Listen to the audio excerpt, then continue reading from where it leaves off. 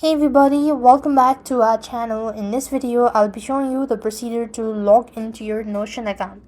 In order to log into your Notion account, you need to follow these steps. So here, what you need to do is first thing first, open the Notion application. If not, you want to make sure to install it from your respective app store.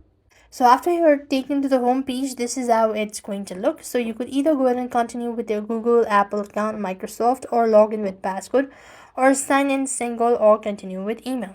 So you select the method that you've actually created your account, and accordingly go ahead and enter in your password or the code, and that is the way you could log in to your Notion account. And for some reason, if you're unable to receive a code or enter in a correct password, then you could always go ahead and restore it, and that is recover it. That is how you could log into your Notion account. So that's it. I hope the video was helpful. Make sure to like, share, and subscribe. Thank you for watching. See you in the next video.